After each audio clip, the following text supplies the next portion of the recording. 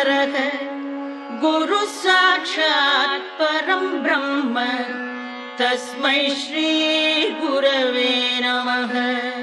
రఘువంశ కావ్యం కాళిదాసు చేశాడు. అందులో దిలీప మహారాజు గారు సంతానం లేకపోతే గురువుగారిని ఆశ్రయించారు. గురువుగారు నందినీధేనువుని సేవించమని దోషం పరిహారమయ్యేటట్టుగా చేసి రఘుమహారాజు గారు పుట్టడానికి కారణమయ్యాడు. గురువు భగవంతుడిలాగే నీకేం కావాలో అది ఆయన అనుగ్రహించగలడు. అందుకే లోకంలో ఆ సంబంధంగా అనేకమైనటువంటి విషయాలు ఉన్నాయి.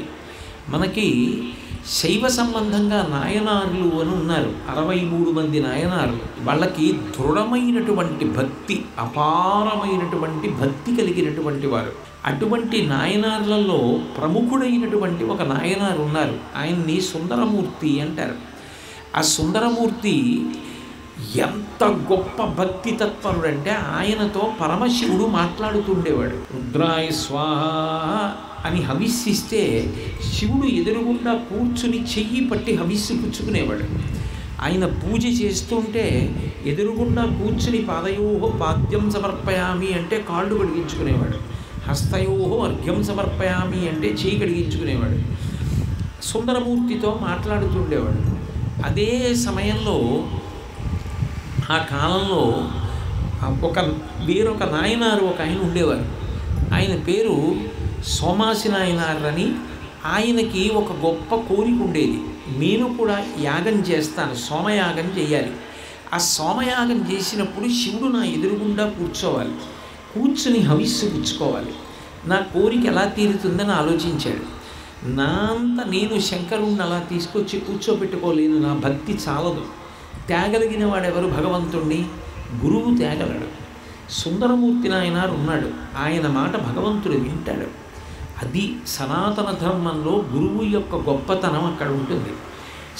తనని ఆశ్రయించిన వాడి కోసం భగవంతుణ్ణి శాసించి తీసుకొచ్చి కూర్చోబెట్టగలడు గురువు. ఈ సోమాసి నాయనార్ తిన్నగా వెళ్ళి సుందరమూర్తిని పట్టుకోవాలనుకున్నాడు. కానీ సుందరమూర్తి దొరకరు. ఎందుకు దొరకరు అంటే ఆయన నిరంతర శివభక్తి చింతన ఎందుంటాడు. ఆయన ఎక్కడైనా ఉంటే ఆయన్ని చూడడానికి, ఆయన్ని కలవడానికి ఎందరో విద్వాంసులు వచ్చేవారు.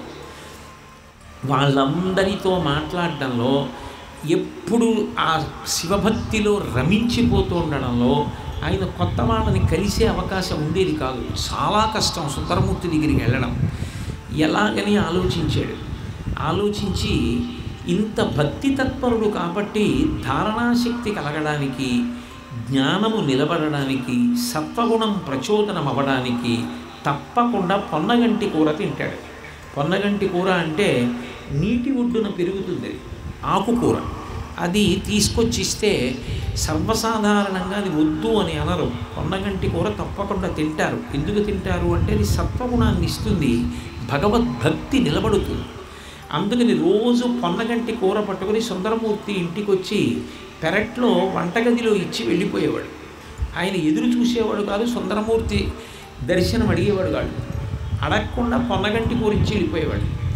రోజు పొన్నగంటి కూర పప్పు ఉండేవారు.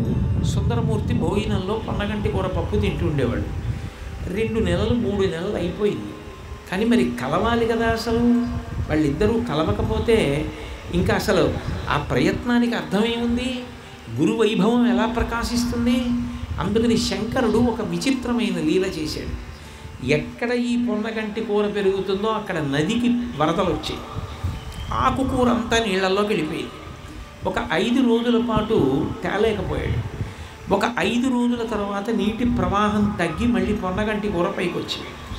మళ్ళీ ఆకుకూర పట్టుకుని ఆయన వస్తున్నాడు. ఈ 5 రోజుల్లో పొన్నగంటి కూర పప్పు కనపడలేదు. వేసినన్నాళ్ళు అడగలేదు సుందరమూర్తి. 1000 రోజులు అడిగాడు, పొన్నగంటి కూర పప్పు ఎందుకు వేయలేదని అడిగాడు. ఏమో ఎవరో ఒక బ్రాహ్మణుడు తీసుకొచ్చి ఇస్తున్నాడు. నన్ను చూడాలని అడగలేదా? అందరూ నన్ను చూడాలని అడుగుతారు కదా అన్నాడు. ఏమో ఎప్పుడు అడగలేదు. ఆకుకూర ఇచ్చి ఆయనకి వండి పెట్టండి పప్పులో కూరలోనో అని వెళ్ళిపోతాడు అంతే. తెల్లబోయాడు సుందరమూర్తి. తెల్లబోయి ఈ మాట వస్తే నా దగ్గరికి పంపండి అన్నాడు.